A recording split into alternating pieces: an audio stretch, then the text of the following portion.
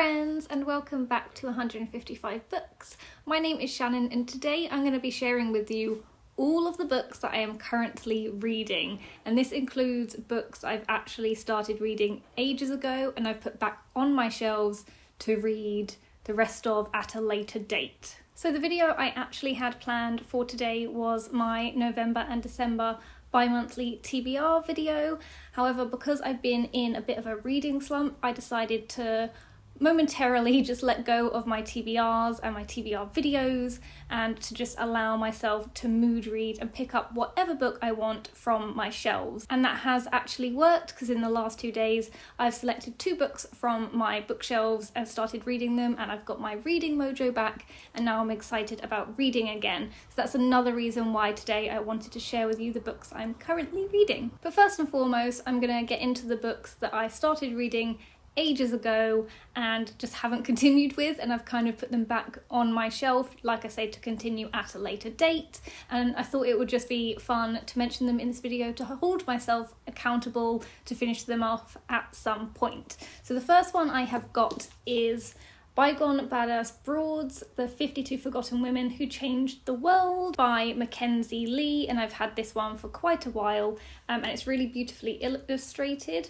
but essentially it's just 52 stories about 52 women, forgotten women who in some way have changed the world. And I did start reading this as soon as I bought it, like I say, some time ago now, probably years, and I got to page 27, so I read about 5 of the women's stories, and then, like I said, just didn't continue on with it. It was a book that I had on my bedside table that I was reading a few of the stories before I went to bed at night, but then I kind of got out of the habit of doing that, so I think I might try and start doing that again once I've got my currently reading pile down a little bit more, that I can, then make this a bedtime read again. The second book that I picked up and started listening to quite a while ago, and I think only listened to the introduction of, and then, like I say, didn't continue, was White Rage by Carol Anderson.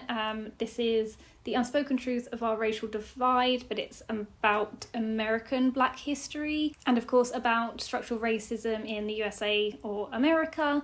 I was enjoying this when I was reading it, I just wasn't in the mood for sort of non-fiction, especially quite dense, important, educational non-fiction, so that's why I put this one down, but definitely, like I say, want to pick this one up at some point and finish it. I was listening to the audiobook because I do usually like listening to my non-fiction books via audiobook, and I was enjoying that, like I said. And I have just noticed I have actually listened to more than the introduction in this, because I've got 2 bookmarks in it.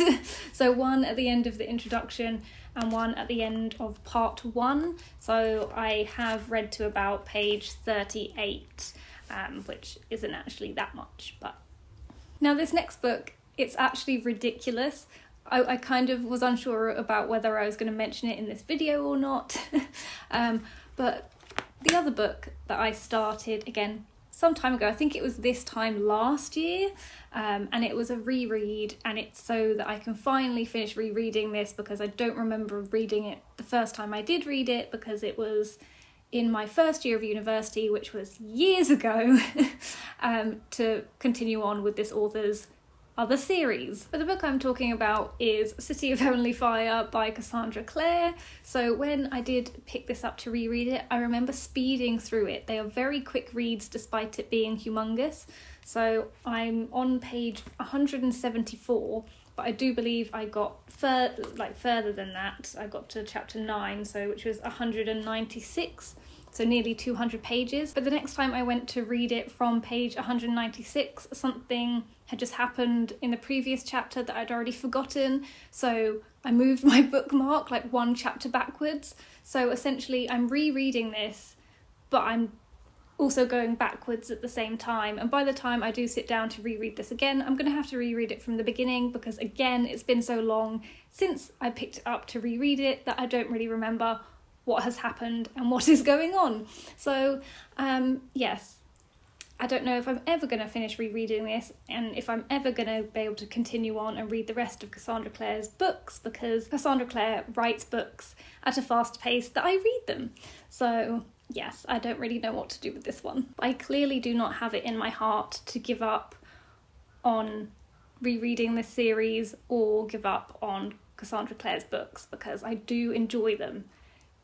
They're just kind of daunting because of the size. So now on to the 4 books or 5 books that I am actually actively reading, i.e. have started reading recently and really do plan to try and finish them soon. But the first one is The Taming of the Shrew by William Shakespeare.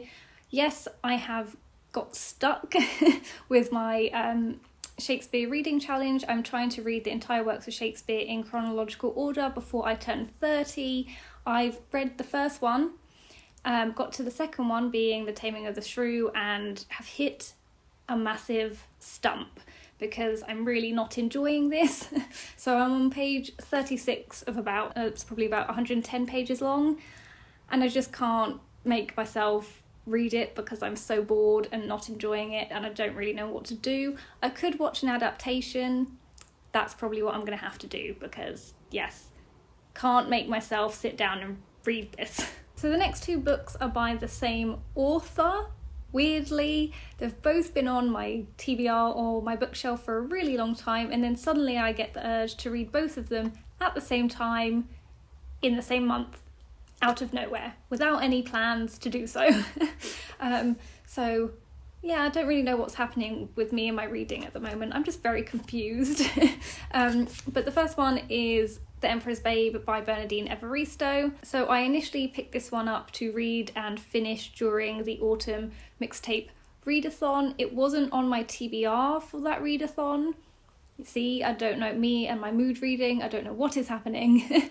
But I thought it would be a really good one because it's written in verse to try and finish throughout the readathon. I started it, really enjoyed it, but then again, like I say, hit a bit of a reading slump and then haven't really read any more of it since. So with this one, I'm on page 50 of 250. I am really enjoying it, but the next book has kind of taken priority, but I'm hoping after I finish that one, I will make an effort to finish this. So the reason why the other one has taken priority with me is because I'm listening to it on audiobook, and that is Girl, Woman, Other by Bernardine Evaristo. So I actually have had the audiobook for this for a really long time after I saw quite a few people on like social media say they really enjoyed the audiobook of this. And this week at work I've been working in the back office when normally I would be on a front desk, and that has allowed me to put a sneaky AirPod in and listen to an audiobook. I can't really listen to music when I'm working because I get too distracted and I can't concentrate,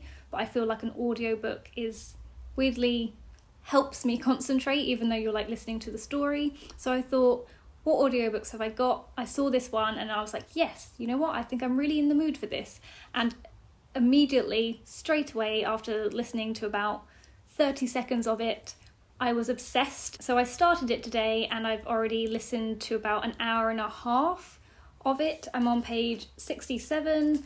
I want to listen to some more later. I'm really excited. I can totally see why it was the winner of the Booker Prize in 2019 and why it was shortlisted for the Women's Prize for Fiction. Just everything about it, the writing style, I can see what Bernardine Evaristo is doing with this novel and I love it. It kind of reads like it's non-fiction, but it's fiction. The people and their stories already feel so real to me. People I can imagine having met or meeting, and yeah, it's just so beautiful and exciting already. It's already making me question myself and look at things that I've done in my past, the relationships I have with like the people around me, and I'm only 67 pages into this, so I cannot wait to devour this, which I can imagine I'm going to do. The next book is another book that I picked up just yesterday and started reading in bed because it's the first one that jumped out at me when I was like, right, let's abandon the TBR and just pick whatever we want to read.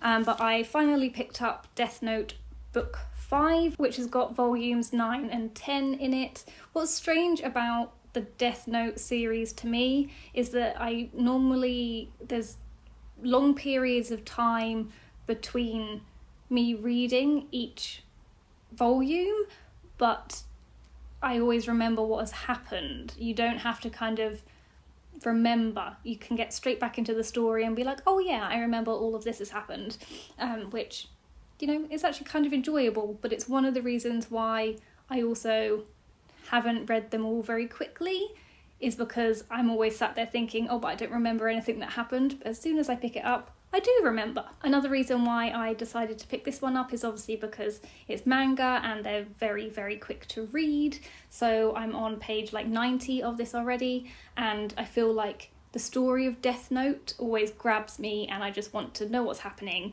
and I read them really quickly.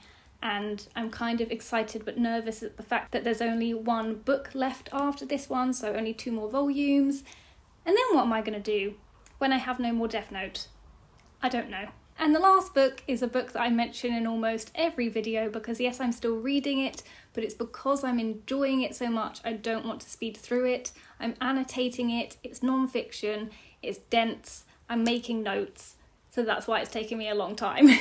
But that is, of course, The Good Enough Life by Avram Alpert. I am over halfway through it now, and yes, like I said, I'm still continuing to read it, annotating it, noting it, and I do plan to do a video or videos on this that should be coming soon or in the future at some point. So those are all of the books that I am currently reading in some form or other.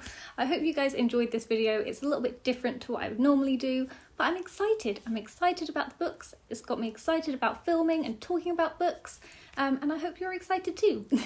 So thank you guys so much for watching, and I'll see you soon in another video. Bye!